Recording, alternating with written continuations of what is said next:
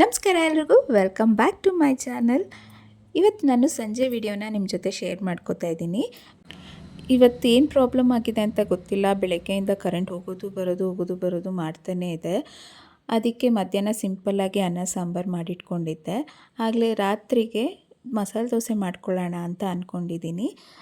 ಮನೇಲಿ ಒಂದು ಸ್ವಲ್ಪ ಕಡಲೆಪುರಿ ಇತ್ತು. ಸರಿ ಸ್ನ್ಯಾಕ್ಸ್ಗೆ ಚುರುಮುರಿ ಥರ ಏನಾದರೂ ಮಾಡೋಣ ಅಂದ್ಬಿಟ್ಟು ಅದಕ್ಕೆಲ್ಲ ರೆಡಿ ಮಾಡಿ ಇಟ್ಕೊತಾ ಇದ್ದೀನಿ. ನಾನಿಲ್ಲಿ ಈರುಳ್ಳಿ, ಟೊಮೆಟೊ, ಕೊತ್ತಂಬರಿ ಸೊಪ್ಪು ಹಾಗೆ ಸೌತೆಕಾಯಿ ಎಲ್ಲನೂ ಸಣ್ಣದಾಗಿ ಕಟ್ ಮಾಡಿ ಇಟ್ಕೊಂಡಿದ್ದೀನಿ. ಕ್ಯಾರೆಟ್ನ ತುರಿದು ಇಟ್ಕೊಂಡಿದ್ದೀನಿ. ಹಾಗೆ ಸ್ವಲ್ಪ ಕಾರ್ನ್ಫ್ಲೆಕ್ಸ್ ಇತ್ತು, ಅದನ್ನು ಎಣ್ಣೆಲಿ ಫ್ರೈ ಮಾಡಿ ಇಟ್ಕೊಂಡು ಒಂದು ಅರ್ಧ ನಿಂಬೆಹಣ್ಣನ್ನು ಇಲ್ಲಿ ತೆಗೆದಿಟ್ಕೊಂಡಿದ್ದೀನಿ. ಸ್ವಲ್ಪ ಅಚ್ಕಾರದ ಪುಡಿ ಹಾಗೆ ಸ್ವಲ್ಪ ಚಾಟ್ ಮಸಾಲ ಸಹ ಎತ್ತಿಟ್ಕೊಂಡಿದ್ದೀನಿ. ಈಗಲೂ ಸಹ ಕರೆಂಟ್ ಇಲ್ಲ, ಟಾರ್ಚ್ ಲೈಟ್ ಯೂಸ್ ಮಾಡಿಕೊಂಡು ವೀಡಿಯೋ ಮಾಡ್ಕೊತಾ ಇದ್ದೀನಿ. ಮೊದಲಿಗೆ ಕಡಲೆಪುರಿಗೆ 1 ಸ್ಪೂನ್ ಎಣ್ಣೆನ ಹಾಕ್ಕೊಂಡು ಚೆನ್ನಾಗಿ ಮಿಕ್ಸ್ ಮಾಡಿಕೊಂಡೆ. ಈಗ ಇದಕ್ಕೆ ಕಟ್ ಮಾಡಿ ಇಟ್ಕೊಂಡಿರೋ ಈರುಳ್ಳಿ, ಟೊಮೆಟೊ, ಕೊತ್ತಂಬರಿ ಸೊಪ್ಪು, ಕ್ಯಾರೆಟ್ ತುರಿ ಇಷ್ಟನ್ನು ಹಾಕ್ಕೊಂಡು ಚೆನ್ನಾಗಿ ಮಿಕ್ಸ್ ಮಾಡ್ಕೊತಾ ಇದ್ದೀನಿ. ಟೊಮೆಟೊ ಮತ್ತು ಸೌತೆಕಾಯಿನ ಕಟ್ ಮಾಡ್ಕೋಬೇಕಾದ್ರೆ ಅದರೊಳಗಿರೋ ಬೀಜನೆಲ್ಲ ತೆಗೆದು ಸಣ್ಣದಾಗಿ ಕಟ್ ಮಾಡಿ ಇಟ್ಕೋಬೇಕು. ಇಲ್ಲ ಅಂದರೆ ಅದರಲ್ಲಿರೋ ನೀರಿನ ಅಂಶ ಏನಾಗುತ್ತೆ, ನಾವು ಕಡಲೆಪುರಿಗೆ ಹಾಕಿದ ತಕ್ಷಣ ಕಡಲೆಪುರಿ ಎಲ್ಲ ಮೆತ್ತಗಾಗ್ಬಿಡುತ್ತೆ. ಆದಷ್ಟು ಅದನ್ನೆಲ್ಲ ತೆಗೆದು ಆಮೇಲೆ ಸಣ್ಣದಾಗಿ ಕಟ್ ಮಾಡ್ಕೋಬೇಕು. ಈಗ ಇದಕ್ಕೆ ನಾನು ಸ್ವಲ್ಪ ಅಚ್ಕಾರದ ಪುಡಿ ಆಮೇಲೆ ಸ್ವಲ್ಪ ಚಾಟ್ ಮಸಾಲಾನ ಸೇರಿಸ್ಕೊತಾ ಇದ್ದೀನಿ. ಹಾಗೆ ಕಾರ್ನ್ಫ್ಲೆಕ್ಸ್ನು ಸ್ವಲ್ಪ ಸೇರಿಸ್ಕೊತಾ ಇದ್ದೀನಿ. ಈಗ ಇದಕ್ಕೆ ಸ್ವಲ್ಪ ನಿಂಬೆಹಣ್ಣಿನ ರಸನ ಹಿಂಡ್ಕೊತೀನಿ.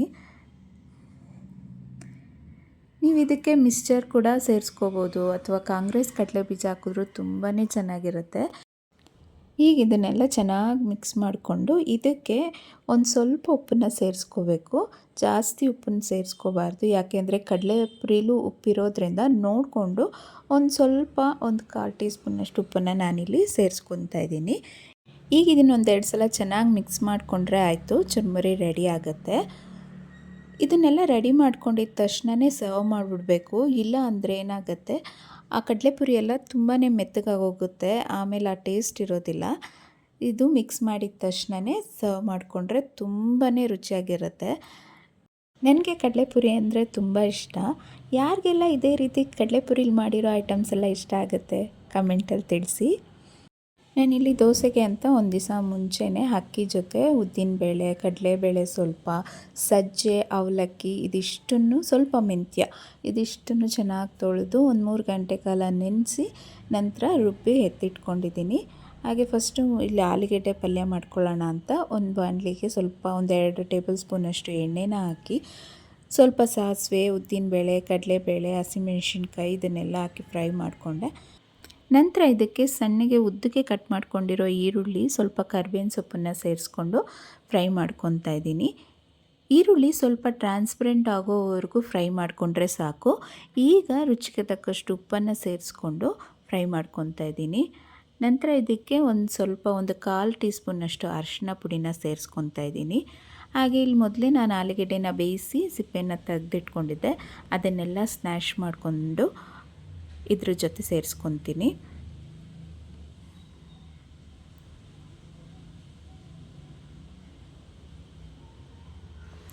ಸ್ನ್ಯಾಶ್ ಮಾಡಿರೋ ಆಲೂಗೆಡ್ಡೆನ ನಾನು ಒಗ್ಗರಣೆಗೆ ಸೇರಿಸ್ಕೊಂಡು ಚೆನ್ನಾಗಿ ಮಿಕ್ಸ್ ಮಾಡ್ಕೊತಾ ಇದ್ದೀನಿ. ಇದಕ್ಕೆ ಒಂದು ಅರ್ಧ ಗ್ಲಾಸಷ್ಟು ನೀರನ್ನು ಸೇರಿಸ್ಕೊಂಡು ಚೆನ್ನಾಗಿ ಮಿಕ್ಸ್ ಮಾಡಿಕೊಂಡ್ರೆ ಪಲ್ಯ ಒಂದು ಸ್ವಲ್ಪ ಸಾಫ್ಟಾಗಿರುತ್ತೆ. ಇವಾಗ ಒಂದು ತಟ್ಟೆ ಕ್ಲೋಸ್ ಮಾಡಿಕೊಂಡು ಸಣ್ಣ ಉರಿಲಿ 1-2 ನಿಮಿಷ ಬೇಯಕ್ಕೆ ಇಟ್ಕೊತಾ ಇದ್ದೀನಿ. ನಾನಿಲ್ಲಿ ಕೆಂಪು ಖಾರನ ರೆಡಿ ಮಾಡ್ಕೊತಾ ಇದ್ದೀನಿ. ಅದಕ್ಕೆ ನೆನೆಸಿಟ್ಕೊಂಡಿರೋ ಒಂದು 7-8 ಬ್ಯಾಡಗೆ ಮೆಣಸಿನ್ಕಾಯಿನ ಸೇರಿಸ್ಕೊತಾ ಇದ್ದೀನಿ. ಹಾಗೆ ಇದಕ್ಕೆ ಒಂದು 6-7 ಬೆಳ್ಳುಳ್ಳಿ, ಒಂದು 1/4 ಭಾಗದಷ್ಟು ಈರುಳ್ಳಿ, ಹಾಗೆ 1-2 ಟೇಬಲ್ ಸ್ಪೂನಷ್ಟು ಕಡಲೆಪಪ್ಪು, ಒಂದು ಸ್ವಲ್ಪ ಉಪ್ಪು ಇದಿಷ್ಟನ್ನು ಸೇರಿಸ್ಕೊಂಡು ನೈಸಾಗಿ ಪೇಸ್ಟ್ ಮಾಡ್ಕೊತಾ ಇದ್ದೀನಿ.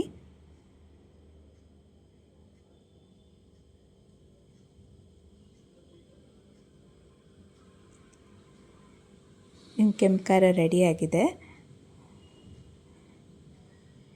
ಈ ಕಡೆ ಆಲೂಗೆಡ್ಡೆ ಪಲ್ಯ ಕೂಡ ರೆಡಿಯಾಗಿದೆ. ಇದಕ್ಕೆ ಒಂದು ಸ್ವಲ್ಪ ಕೊತ್ತಂಬರಿ ಸೊಪ್ಪನ್ನು ಹಾಕ್ಕೊಂಡು ಚೆನ್ನಾಗಿ ಮಿಕ್ಸ್ ಮಾಡಿಕೊಂಡ್ರೆ ಆಲೂಗೆಡ್ಡೆ ಪಲ್ಯ ರೆಡಿ ಆಗುತ್ತೆ. ಹಾಗೆ ಇವಾಗ ಚಟ್ನಿಗೆ ರೆಡಿ ಮಾಡ್ಕೊತಾ ಇದ್ದೀನಿ. ನಾನಿಲ್ಲೊಂದು ಮಿಕ್ಸಿ ಜಾರ್ಗೆ ಸ್ವಲ್ಪ ತೆಂಗಿನಕಾಯಿ, ಒಂದು 4 ಎಸಳು ಬೆಳ್ಳುಳ್ಳಿ, ಒಂದು 7 ಹಸಿಮೆಣ್ಸಿನ್ಕಾಯಿನ ಸೇರಿಸ್ಕೊತಾ ಇದ್ದೀನಿ. ನಿಮಗೆ ಖಾರಕ್ಕೆ ಎಷ್ಟು ಬೇಕೋ ಅಷ್ಟು ಹಸಿಮೆಣ್ಸಿನ್ಕಾಯಿನ ಸೇರಿಸ್ಕೊಳ್ಳಿ. ಇದರಲ್ಲಿ ಖಾರ ಅಷ್ಟಿಲ್ಲ, ಅದರಿಂದ ನಾನು ಸ್ವಲ್ಪ ಜಾಸ್ತಿ ಹಾಕ್ಕೊಂಡಿದ್ದೀನಿ. ಒಂದು ಸ್ವಲ್ಪ ಹುಣಸೆ ಹಣ್ಣು, ಒಂದು 2 ಹಿಡಿ ಕಡಲೆಪಪ್ಪು, ಹಾಗೆ ಇದ್ರ ಜೊತೆ ಸ್ವಲ್ಪ ಉಪ್ಪನ್ನು ಸೇರಿಸ್ಕೊಂಡು ನಾನು ನುಣ್ಣಗೆ ರುಬ್ಕೋತಾ ಇದ್ದೀನಿ. ಹಾಗೆ ಒಂದು ಕಡೆ ಒಗ್ಗರಣೆ ಹಾಕಿಟ್ಕೊಂಡಿದ್ದೆ ಚಟ್ನಿಗೆ. ಸ್ವಲ್ಪ ಎಣ್ಣೆ, ಸಾಸಿವೆ, ಕರಿಬೇವಿನ ಸೊಪ್ಪು ಇಷ್ಟನ್ನು ಒಗ್ಗರಣೆ ಮಾಡಿಕೊಂಡು ಚಟ್ನಿಗೆ ಮಿಕ್ಸ್ ಮಾಡ್ಕೊತಾ ಇದ್ದೀನಿ. ಸೊ ಚಟ್ನಿ ಕೂಡ ರೆಡಿಯಾಗಿದೆ. ಇಲ್ಲಿ ಹೆಂಚು ಕಾದಿದೆ. ಇವಾಗ ನಾನು ದೋಸೆನ ಹಾಕೋತಾ ಇದ್ದೀನಿ.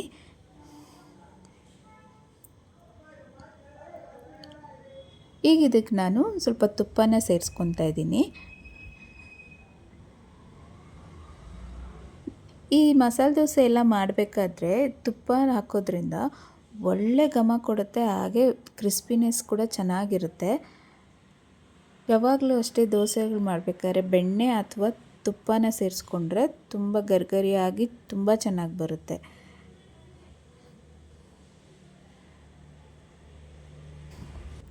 ಈಗ ಇದಕ್ಕೆ ನಾನು ರೆಡಿ ಮಾಡಿ ಇಟ್ಕೊಂಡಿರೋ ಕೆಂಪು ಖಾರನ ದೋಸೆ ಮೇಲೆ ಹಾಕಿ ನೀಟಾಗಿ ಎಲ್ಲ ಕಡೆ ಸ್ಪ್ರೆಡ್ ಮಾಡ್ಕೊತಾ ಇದ್ದೀನಿ. ಇದೆಲ್ಲ ನೀಟಾಗಿ ಸ್ಪ್ರೆಡ್ ಮಾಡಿಕೊಂಡು ಆಲೂಗೆಡ್ಡೆ ಪಲ್ಯನ ಇಟ್ಕೊಂಡ್ರೆ ಮಸಾಲೆ ದೋಸೆ ರೆಡಿ ಆಗುತ್ತೆ. ಹಾಗೆ ಇವತ್ತಿನ ವಿಡಿಯೋ ಎಲ್ಲರಿಗೂ ಇಷ್ಟ ಆಗಿದೆ ಅಂದ್ಕೊಂಡಿದ್ದೀನಿ. ಇಷ್ಟ ಆಗಿದ್ದರೆ ಒಂದು ಲೈಕ್ ಮಾಡಿ. ಹಾಗೆ ನಿಮಗೆಲ್ಲ ಏನು ಅನ್ನಿಸ್ತು ಅಂತ ನನಗೆ ಕಮೆಂಟ್ ಬಾಕ್ಸಲ್ಲಿ ಕಮೆಂಟ್ ಮಾಡಿ ತಿಳಿಸಿ. ಇನ್ನೂ ಯಾರು ನನ್ನ ಚಾನಲ್ನ ಸಬ್ಸ್ಕ್ರೈಬ್ ಮಾಡಿಲ್ಲ ಅವರೆಲ್ಲ ಪ್ಲೀಸ್ ಸಬ್ಸ್ಕ್ರೈಬ್ ಮಾಡ್ಕೊಳ್ಳಿ ಅಂತ ಕೇಳ್ಕೊತಾ ಇದ್ದೀನಿ. ಹಾಗೆ ಈ ವಿಡಿಯೋನ ಕೊನೆಯವರೆಗೂ ನೋಡಿದ್ದಕ್ಕೆ ಥ್ಯಾಂಕ್ ಯು.